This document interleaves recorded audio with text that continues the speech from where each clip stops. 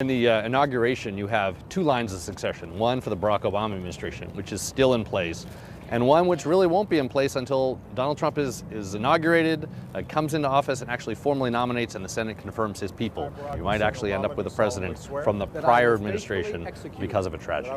Adding to the confusion, by noon Friday, all of Obama's cabinet secretaries are expected to resign.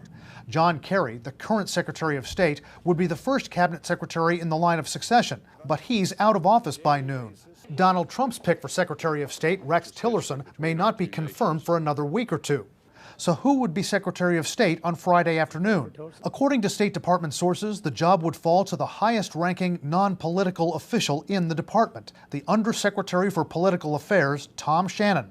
One of the most obscure possibilities is that someone who is an acting Secretary of State, someone lower down the line of the Secretary of State, State Department today, assumes the acting Secretary of State position, is in the line, and the worst happens, and that person becomes president, at least for a while. Well, there isn't just evil in this world, and you are seeing the sleeping giant that is the American Republic rising again like the mythical phoenix from the ashes. This will be a day long remembered. We are sending the collapse of the globalist program all over the planet. Here we are live from Washington, D.C. We're right out the window from our humble studios here. I can see the Washington Monument. And in fact, it'll be tomorrow that Donald Trump is going to come right down the road and go to the nation's capital to be sworn in as the 45th president of the United States. Now, I don't want to sit here on the show every segment and say, see, I told you so over and over again, but I've warned everybody, if they were going to try to take the president out, they would use COG.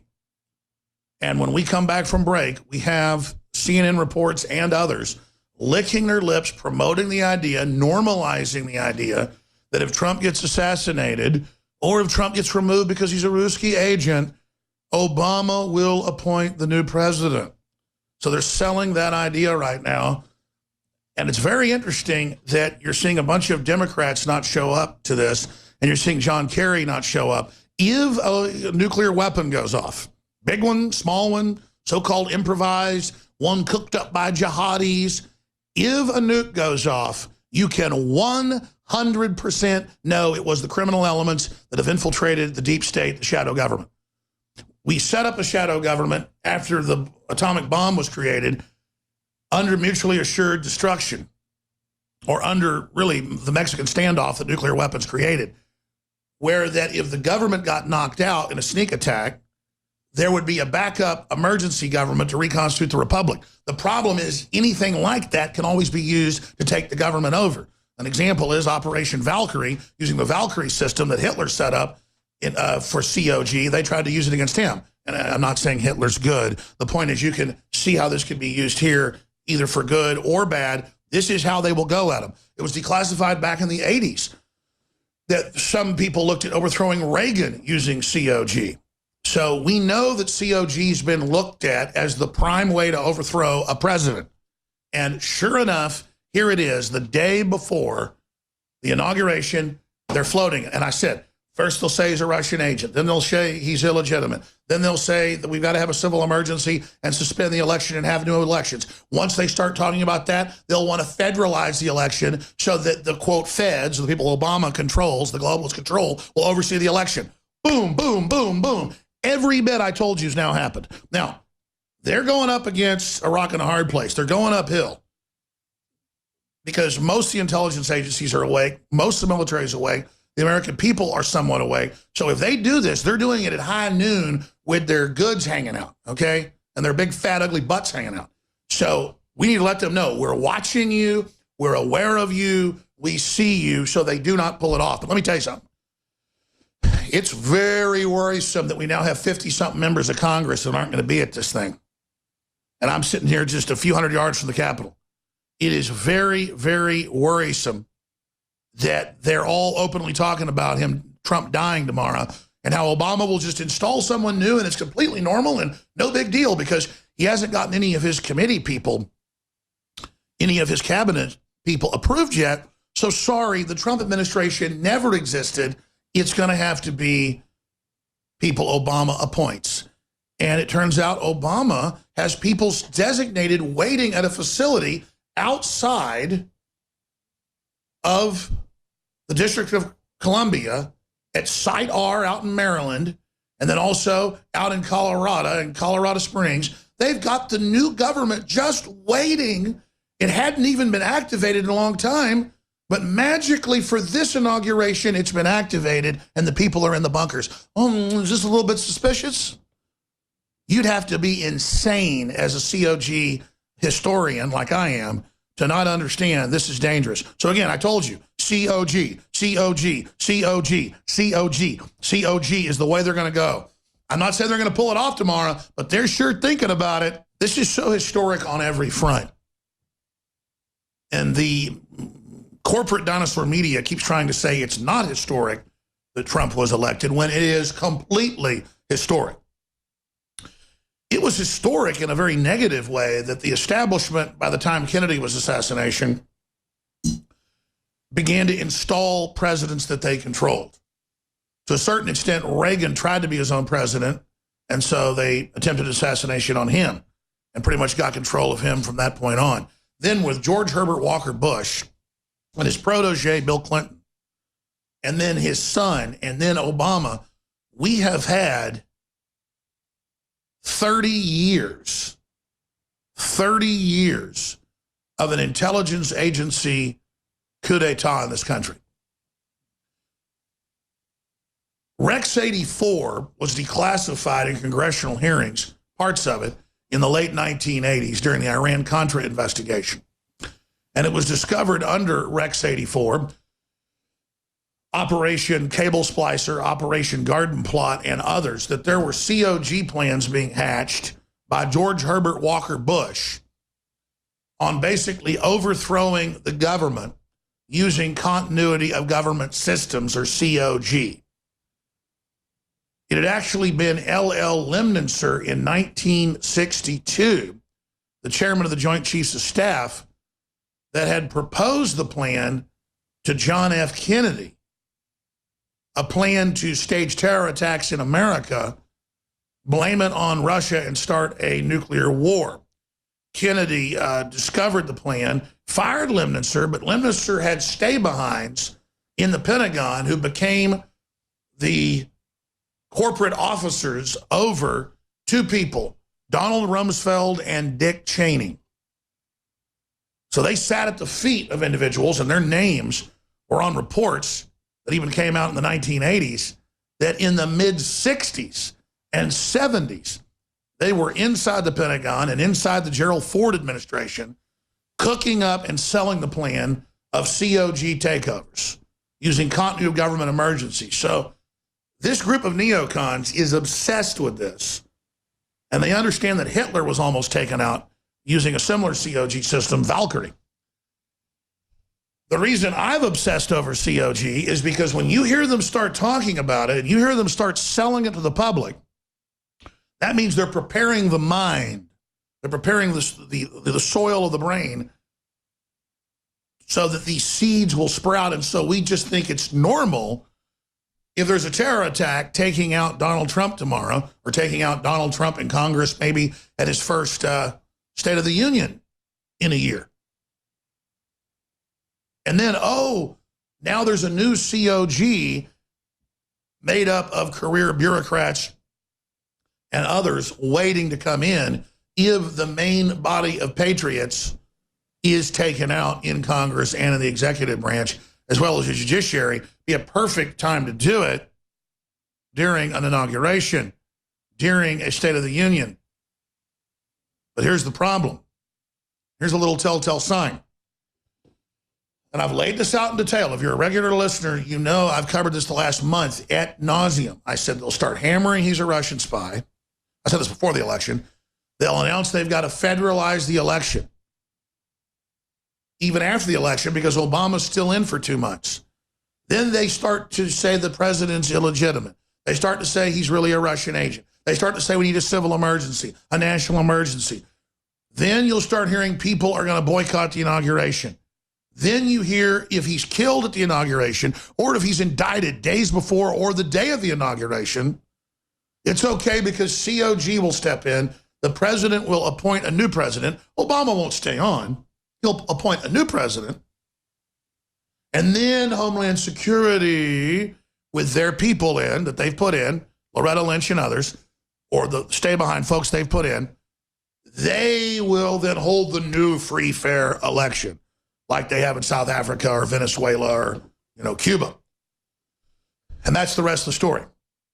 And now they have said everything I said they would say and do if they were planning a coup d'etat against the peaceful transfer of power. Now, I want to be clear. I'm not saying that they're going to do this. Clearly, bare minimum, it's about delegitimizing Trump ahead of an impeachment, which they're also beating the drum for. But that's kind of like the field goal they're going for, okay? If they can't get the touchdown, they just want a field goal. The field goal is building up the discrediting, sabotage the agenda of getting the economy going to undermine Trump, because it's not about the economy, it's about power. Because if you control things, it doesn't matter, you get the money anyways. D.C. is the richest city in the world now. And the people here from the establishment have literally been hissing at me like vampires when you open up their crypts. Happened last night. I'm still debating whether I should tell the story. But a prominent member of the media, a media owner, a media mogul, literally disdainfully hissed at me from a very arrogant, evil position. And again, I realize evil people, it's like a power trip. They're on an arrogance trip. And they're so arrogant, they're like mentally ill. I mean, you should have seen this guy just sit back and just go, like he hated my guts. Because I guess to him, I'm like a monster, like Frankenstein just came walking in. And I've been running into him on the street, man. These lobbyists and people see me and they go and just pull back in horror. Now, I've run into some patriot lobbyists, and of course, they're big listeners and big fans, but the vast majority of them, Republican and Democrat, who think they own this country, think they run this world, they are so mad the American people might try to come in and take their country back. They are so incredibly upset. So we've heard the buildup for impeachment. We've heard the buildup for civil emergency, national emergency. We've seen the push saying, he's really a Russian agent. With Maxine Waters and everybody coming out saying Putin directly tells him what to say and came up with the term crooked Hillary and drain the swamp. Because again, none of us could say draining a big corrupt body. That's what you say about a corrupt city council. You need to drain the swamp. Or you've got a corrupt corporate board. It's called draining the swamp. I mean, this is like a cleaning house, spring cleaning. It'd be like if Trump said, we need spring cleaning. Oh, you got that from the Russians, did you? You're like if I said, boy, that's another kettle of fish. Oh, that's a fancy term. To get that from Putin? Yeah. Putin's a thesaurus. He's like an encyclopedia. I don't go to the encyclopedia and pull out the book and look something up. I just go, Putin. I call him up and I say, I know you're not busy, the president of Russia. What do I say today? And he goes, comrade, you will say this today. But he gets his phone. He goes, listen to me. This is what you need to do. You need to tell Trump, you Trump, you need to go on air and you need to tell them. You need to tell them that she is crooked. I'm going to skip this break. But we make jokes about this. We laugh about this. We say this is silly. It's not silly because they're so delusional and so disconnected from reality. I didn't sound like Putin, did I? I sounded like Cookie Monster. I don't really do a good Russian accent. I can do other really good accents. You know, the globalists are like Cookie Monster, except they're eating the Constitution and the prosperity. They're like, free country. Nom, nom, nom, nom, nom, nom, nom. I mean, we could, again, make jokes about this all day, but my 8-year-old daughter still likes it when I do Cookie Monster. But let me get serious. We're here talking about nukes going off and COG. Let me give you the big, giant announcement. Let me give you the huge announcement here. And I'm going to play this clip from CNN and come back and get into it more. If a dirty bomb goes off or a truck bomb full of plastic explosive or nerve gas, if ISIS got in and fires a mortar of nerve gas into the crowd, you better know 110%. The Democratic Party, the globalists, the Soros crowd are where you go looking. 110%. If that happens, we need to understand who had the motive, who had the means, who had the history, who prepared the ground, and who called for it. It'll be a false flag. They will blame it on some foreign enemy, or they'll claim it's some right-wing group. It doesn't even have to make sense because they think they've got the corporate media behind them and they'll just go with the big lie and get everybody to buy into the hype. It's not going to happen. And because of that, they may back off. They may not pull something tomorrow. In fact, I think it's probably a 70% chance they're not going to pull anything tomorrow. But still, they're hyping it and pushing it and hoping it happens and hoping some deranged lunatic shows up with a truck bomb or with a gun. Because then they can demonize the Second Amendment and say, oh, look, Trump's for the Second Amendment, but his inauguration got marred by gunshots. You know, there's a threat continuum. On the lower end, it's just riots and people burning things. And then you move on up, it's a shooting. And then it's a mass shooting. And then it's a car bomb going off a mile from the inauguration. Or it's a car bomb going off 500 yards from the inauguration. Or it's one driving through and blowing up and killing Trump and a bunch of the government. And then COG activates. Or it gets worse. A tactical nuke goes off a half mile, killing the president and everybody in the surrounding area. Or maybe the globalists go big and just a 50 megaton detonates, and they claim the Russians had it buried under their embassy since 1969. The word is they did smuggle one in. The word is there is one under there. I mean, who knows? If you don't think the United States has smuggled weapons into Russia, I mean, the Cold War was very serious. But this is what's ongoing, ladies and gentlemen. And meanwhile, we have these foreign multinationals admitting at Davos, we have, in fact, let's cue that clip up later in the show if we can find that. I forgot to tell the crew, so it's no fault of theirs. We have Biden at Davos saying globalism is collapsing, that their whole world order is in great crisis because of nationalism and populism. Oh, how horrible. Thought it didn't exist. I thought globalism doesn't exist, New York Times. And then we've also got the Chinese Communist president there promising to prop up world government. And we've got them all lecturing us on democracy. Yes, the Communist Chinese president and Joe Biden about how the democratic world order is in crisis, and it's the fault of nationalist movements. You mean we elect a movement to have Brexit? You mean we elect Trump and elect a record number of people to the houses in the states, the legislatures? Oh, you mean that's undemocratic? I forgot. But the communist Chinese, they're not a problem, right? Again, people hear Biden going, this is undemocratic. What are you talking about? Well, now they're saying, in fact, what did Biden call it? He called him the semi-president-elect. See, now they're already getting the idea, because if they came right out and said he should be removed, he isn't president, at first you go, how dare you challenge an election? You say we never should do that. Now it's like, oh, he's semi-president-elect. We're not sure. Well, what if he gets killed? Well, what if he's a Russian agent? Well, we do need to impeach him, because Putin talks right in his ear. If a weapon goes off, if there is an attack, the motive, the means, the history, the preparation is directly on the globalists.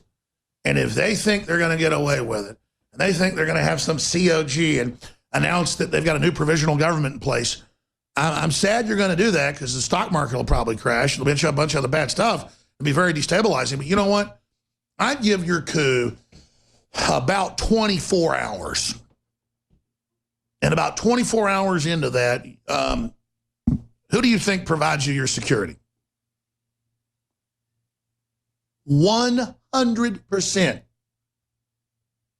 absolute quantifiable fact that within 24 hours, a chain reaction would be set off. And it would be goodbye, Bluebird. Bye-bye. So you think you're going to do this.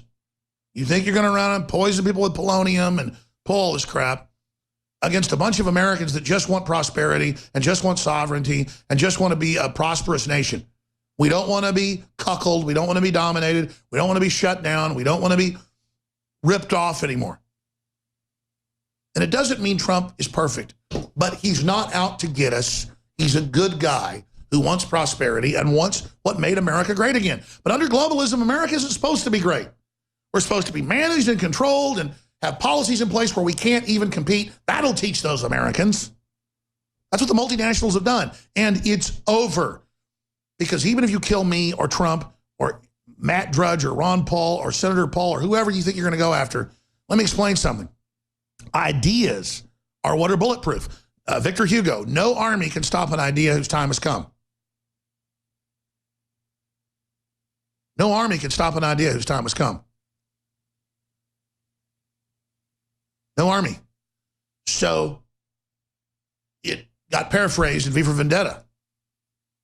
Ideas are bulletproof. And we have an idea 1,000 times better, 1,000,000 times better. I mean, freedom, open societies, free association, true wealth, true empowerment.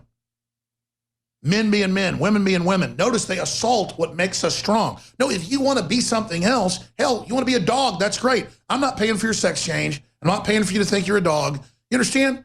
But see, it's being imposed by the globalist-run media to make us weak because men and women together with families and building and being strong and women challenging their men and men challenging their women and culture being strong and admiring that is what makes us excel.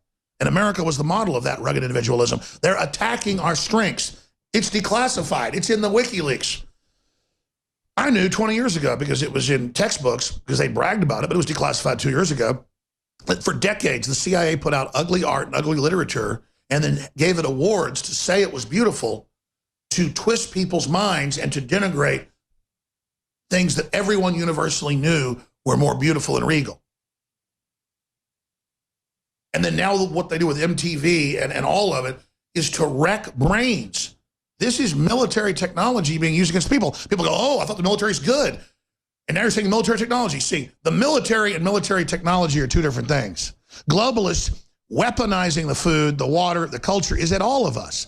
They hate the troops more than us because they've been allowed to be men to a limited aspect to be used by the power elite who disdain them and hate them. And then now that they're done with them and the age of the robots is rising, they plan to get rid of them and phase them out. So if a nuke goes off or a truck bomb goes off or there's a mass shooting or chlorine gas is released, you know who did it. Just like if the city gets caught on fire. It's admittedly funded by Soros and other Clinton-connected groups and refused fascism, saying they're going to stop Trump being elected. Trump-Pence regime, stop it before it starts. Bring D.C. to a halt. Take to the streets. Every night, every day, growing in numbers. In the meanwhile, they're financed by the big foreign banker, Nazi collaborator. I'd say take the streets and take it back if they declare COG and Obama installs some new person. I'll be in the streets, and I bet the cops will be with me. No, we sat here and watched people elect Obama because we knew that who that he was running against were shills, so it didn't matter. With Trump, they're crapping their britches because it's real. I'm going to go to break here in a few minutes, and I'm going to come back with the clip I've been mentioning, the full clip. But let me play the shorter clip now, just a 30-second clip. CNN. It's up on Infowars.com. It's the top story on DrudgeReport.com. At least it was 30 minutes ago. We can punch that up on screen for folks up there on the top left-hand corner of Drudge. And the headline is, let me pull it up here. CNN is reporting that Obama will appoint the next president if Trump is killed. If Trump is killed during inauguration, Obama appointee would be president. And they're licking their chops talking about this and saying he shouldn't be president. And I'm going to say it again. A bunch of Democrats aren't showing up. What's the number now, dude? It was 50-something this morning. Oh, it's 60 now. Oh, first it's 5. And I said this a few weeks ago. First it's 5. Then it's 20. Then it's 30. Then it's 50. Then it's 60. Then it's 100. Then it's 200. And if you see Republicans, word is, I guess McCain's saying he may not show up. Oh, and John Kerry, and oh, the Bushes. Herbert Walker said he didn't want to be 6 feet under. He said, I'd be 6 feet under if I came to that. Was that cryptic from the old crypt keeper? Or was it just an old former head of the CIA being a friendly old, jolly old saint, jolly old elf? How many is it now, dude? 60 and counting. It was 50, what, at the hotel an hour ago, Buckley? 60 Democrats and counting are not attending the Trump inauguration. Yeah, a nuke goes off, you're all prime suspects. We're going to come back and play the long clip, the short clip. We've got the Soros busting people in. We caught that on video last night. It's all on Infowars.com, and DrudgeReport.com has amazing coverage as well. Stay with us. Ladies and gentlemen, Alex Jones here with the Inauguration Special. We've had some of the biggest sales in our history since Christmas into the new year. I'm extending them as the Inauguration Specials right through this weekend, and then it's over. We have some new products coming out next week, some other sales we're going to be doing, but many of these sales are going to have to come to an end. If you want across the board massive specials on hundreds and hundreds of items like Brain Force, 30% off, and there's 20% more in each bottle. Supermode Vitality, 30% off. Survival Shield X2, 30% off. Here's the bottom line. These are great products that have changed my life and changed so many other people's lives. Also, it funds the operation. This sale ends this weekend after the inauguration of Donald J. Trump as the 45th president. InfoWarsStore.com or InfoWarsLife.com, or call toll free 888-253-3139. Get great products, help fund the InfoWar, and celebrate the election of a populist, a champion against the New World Order. I'm Alex Jones, and this is the InfoWar.